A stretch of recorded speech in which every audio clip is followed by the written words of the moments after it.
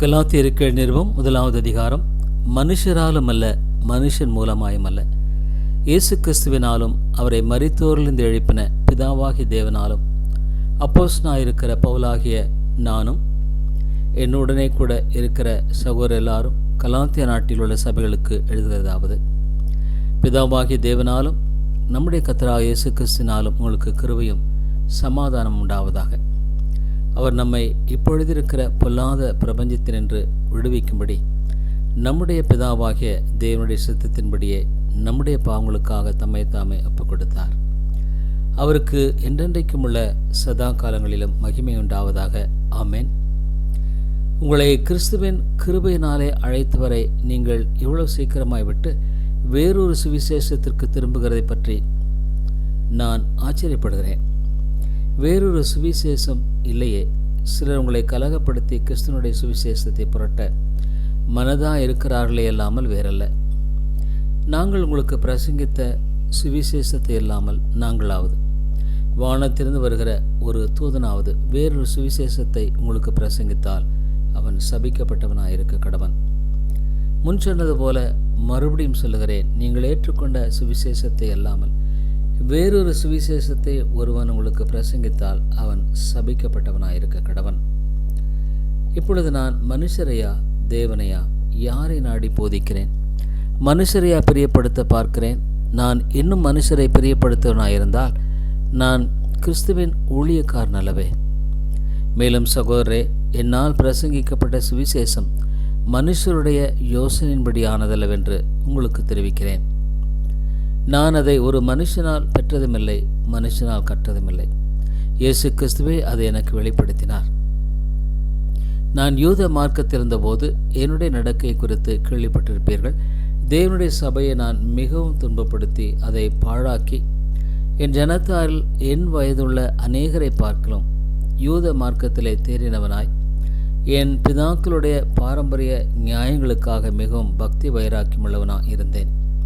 அப்படி இருந்தும் நான் என் தாயின் வயிற்றிருந்தது முதல் என்னை பிரித்தெடுத்து தம்முடைய கிருபையினால் அழைத்த தேவன் தம்முடைய குமாரனை நான் புறஜாதிகளிடத்தில் சுவிசேஷமை அறிவிக்கும் பொருட்டாக அவரை எனக்குள் வெளிப்படுத்த பிரியமாயிருந்தபோது உடனே நானும் மாம்சத்தோடும் இரத்தத்தோடும் யோசனை பண்ணாமலும் எனக்கு முன்னே அப்போஸ்தலனானவரிடத்தில் எருசலேமுக்கு போகாமலும் அரபி தேசத்திற்கு புறப்பட்டு போய் மறுபடியும் தமஸ்கு ஊருக்கு திரும்பி வந்தேன்.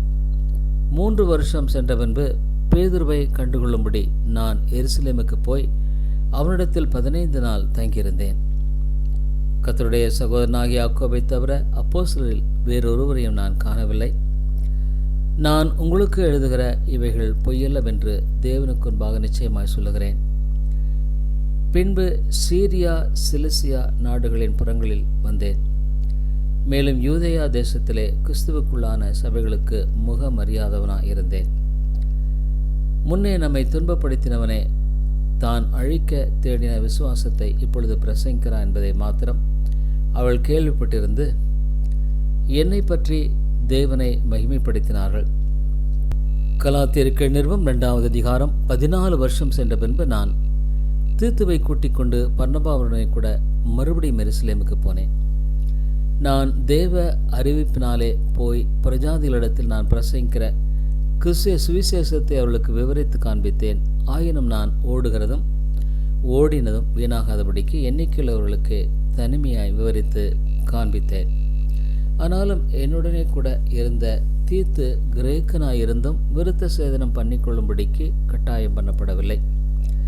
கிறிஸ்து இயேசுவுக்குள் நமக்கு உண்டான சுயாதீனத்தை உளவு பார்த்து நம்மை நியாயப்பிரமாணத்திற்கு அடிமைகளாக்கும் பொருட்டாக பக்க வழியாய் நுழைந்த கள்ள சகோதர நிமித்தம் அப்படியாயிற்று. சுவிசேஷத்தின் சத்தியம் உங்களிடத்திலே நிலைத்திருக்கும்படி நாங்கள் ஒரு நாழிகையாகிலும் அவளுக்கு கீழ்ப்படிந்து இணங்கவில்லை. அல்லாமலும் எண்ணிக்கையுள்ளவர்களாக இருந்தவர்கள் எனக்கு ஒன்றும் போதிக்கவில்லை. அவள் எப்படிப்பட்டவர்களாக இருந்தாலும் எனக்கு கவலை இல்லை. தேவன் மனுஷரிடத்தில் பட்சபாதம் உள்ளவர் அல்லவே.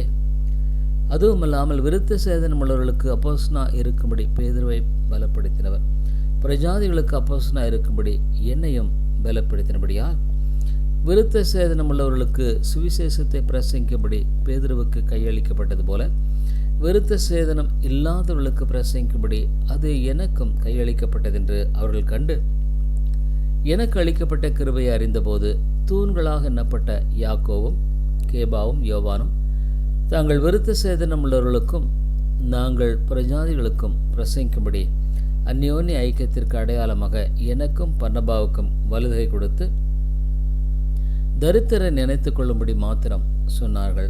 அப்படி செய்யும்படி அதற்கு முன்னமே நானும் கருத்துள்ளவனாக இருந்தேன்.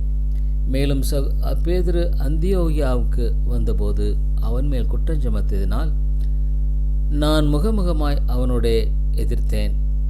எப்படி எனில், யாக்கோபனிடத்திலிருந்து சிலர் வருவதற்கு முன்னே அவன் பிரஜாதியாருடனே சாப்பிட்டான். அவள் வரும்போதோ விருத்த சேதனமுள்ளவர்களுக்கு பயந்து விலகி பிரிந்தான். மற்ற யூதரும் அவனுடனே கூட மாயம் பண்ணினார்கள். அவர்களுடைய மாயத்தினாலே பர்னபாவும் இழுப்புண்டான். இப்படி அவர்கள் சுவிசேஷத்தின் சத்தியத்துக்கேற்றபடி சரியாய் நடவாததை நான் கண்டபோது எல்லாருக்கும் முன்பாக நான் பேதுருவை நோக்கி சொன்னது என்னவென்றால், யூதனாய் இருக்கிற நீர் யூதர் முறைமையாக நடவாமல் பிரஜாதியார் முறைமையாக நடந்து கொண்டிருக்க, பிரஜாதியாரை யூதர்கள் முறைமையாக நடக்கும்படி எப்படி கட்டாயம் பண்ணலாம்?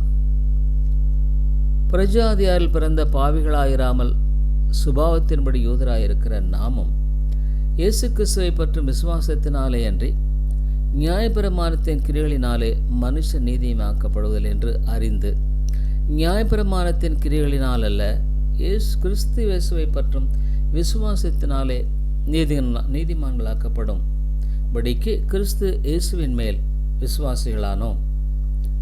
நியாயப்பிரமாணத்தின் கிரியைகளினாலே எந்த மனுஷனும் நீதிமானாக்கப்படுவதில்லையே.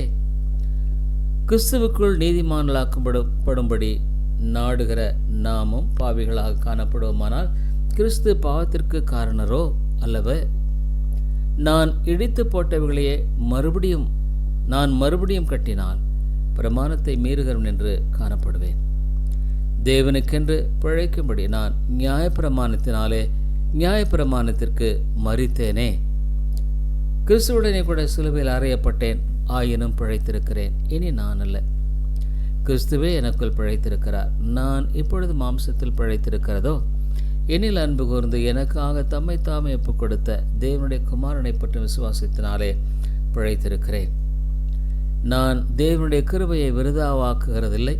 நீதியானது நியாயப்பிரமாணத்தினாலே வருமானால் கிறிஸ்து மரித்தது வீணாயிருக்குமே. கலாத்தியர் 3வது அதிகாரம். புத்தியில்லாத கலாத்தியரே, நீங்கள் சத்தியத்திற்கு கீழ்ப்படியாமற் போகத்தக்கதாக உங்களை மயக்கினவன் யார்?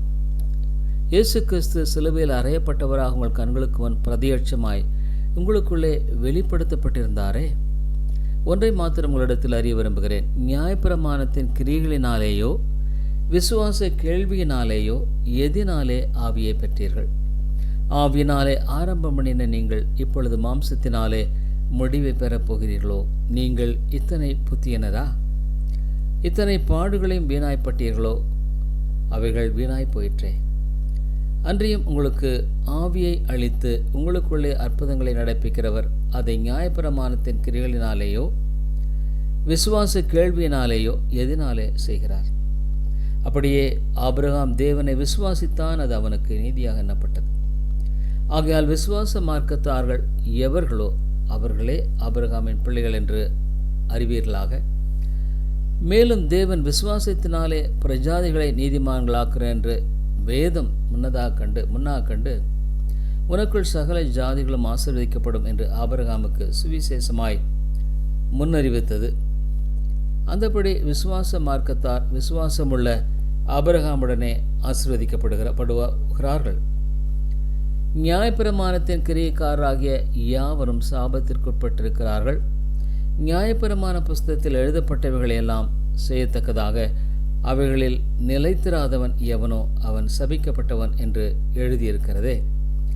நியாயப்பிரமாணத்தினாலே ஒருவனும் தேவனிடத்தில் நீதிமானாகிறதில்லை என்பது வெளியரங்கமாக இருக்கிறது. ஏனெனில் விசுவாசத்தினாலே நீதிமான் பிழைப்பான் என்று எழுதியிருக்கிறதே. நியாயப்பிரமாணமோ விசுவாசத்துக்குரியது அல்ல, அவைகளை செய்கிற மனுஷனே அவைகளால் பிழைப்பான். மரத்திலே தூக்கப்பட்ட எவனும் சபிக்கப்பட்டவன் என்று எழுதியிருக்கிறபடி கிறிஸ்து நமக்காக சாபமாகி நியாயப்பிரமாணத்தின் சாபத்திற்கு நம்மை நீங்களாக்கி மீட்டுக்கொண்டார். ஆபிரகாமுக்குண்டான ஆசீர்வாதம் கிறிஸ்து இயேசுவினால் பிரஜாதிகளுக்கு வரும்படியாகவும் ஆவியை குறித்து சொல்லப்பட்ட வாக்குத்தத்தத்தை நாம் விசுவாசத்தினாலே பெறும்படியாகவும் இப்படி ஆயிற்று. சகோதரரே, மனுஷர் மரமையின்படி சொல்லுகிறேன், மனுஷர்களுக்குள்ளே உறுதி பண்ணப்பட்ட உடன்படிக்கை ஒருவனும் தள்ளுகிறதுமில்லை, அதனுடனே ஒன்றையும் கூட்டுகிறதுமில்லை. ஆபிரகாமுக்கும் அவனுடைய சந்ததிக்கும் வாக்குத்தத்தங்கள் பண்ணப்பட்டன. சந்ததிகளுக்கு என்று அநேகரை குறித்து சொல்லாமல் உன் சந்ததிக்கு என்று ஒருவனை குறித்து சொல்லியிருக்கிறார். அந்த சந்ததி கிறிஸ்துவே. ஆதலால் நான் சொல்லுகிறது என்னவெனில், கிறிஸ்துவை முன்னிட்டு தேவன் முன் உறுதி ஆதலால் நான் சொல்லுகிறது என்னவெனில் கிறிஸ்துவை முன்னிட்டு தேவனால் முன் உறுதி பண்ணப்பட்ட உடன்படிக்கையை 430 வருஷத்திற்கு பின்பு உண்டான நியாயப்பிரமாணமானது தள்ளி வாக்குத்தத்தத்தை வியர்த்தமாக்க மாட்டாது. அன்றியும் சுதந்திரமானது நியாயப்பிரமாணத்தினாலே உண்டானால் அது வாக்குத்தத்தத்தினாலே உண்டாயிராது. தேவன் அதை ஆபிரகாமுக்கு வாக்குத்தத்தத்தினாலே அருளி செய்தாரே. அப்படியானால் நியாயப்பிரமாணத்தின் நோக்கம் என்ன? வாக்குத்தத்தை பெற்ற சந்ததி வருமளவும் அது அக்கிரமங்கள் நிமித்தமாக கூட்டப்பட்டு தேவ தூதரை கொண்டு மத்தியஸ்தன் கையிலே கட்டளையிடப்பட்டது. மத்தியஸ்தன் ஒருவனுக்குரியவன் அல்ல, தேவனோ ஒருவர்.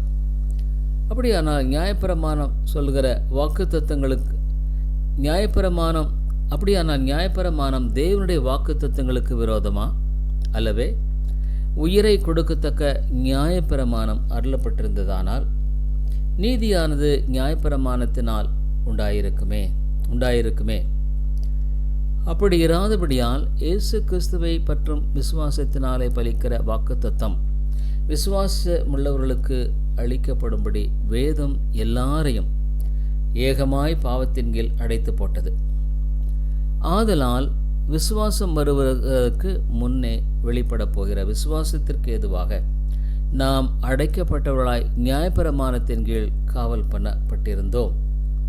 இவ்விதமாக நாம் விசுவாசத்தினாலே நீதிமான்களாக்கப்படுவதற்கு நியாயப்பிரமாணம் நம்மை கிறிஸ்துவனிடத்தில் வழிநடத்துகிற உபாத்தியாய் இருந்தது. விசுவாசம் வந்த பின்பு நாம் உபாத்திக்கு கீழானவர்கள் அல்லவே. நீங்கள் எல்லாரும் கிறிஸ்து இயேசுவை பற்றும் விசுவாசத்தினால் தேவனுடைய புத்திரராய் இருக்கிறீர்களே. ஏனெனில் உங்களில் கிறிஸ்துவுக்குள்ளாக ஞானஸ்நானம் பெற்றவர்கள் எத்தனை பேரோ அத்தனை பேரும் கிறிஸ்துவை கரித்து கொண்டீர்களே. யூதன் என்றும் கிரேக்கன் என்றும் அடிமை என்றும் சுயாதீன் என்றும் ஆண் என்றும் பெண் என்றும் இல்லை, நீங்கள் எல்லாரும் கிறிஸ்து இயேசுவுக்குள் ஒன்றாயிருக்கிறீர்கள். நீங்கள் கிறிஸ்துவனுடையவர்களானால் ஆபிரகாமின் சந்ததியாராயும் வாக்குத்தத்தத்தின்படியே சுதந்திரராயும் இருக்கிறீர்கள்.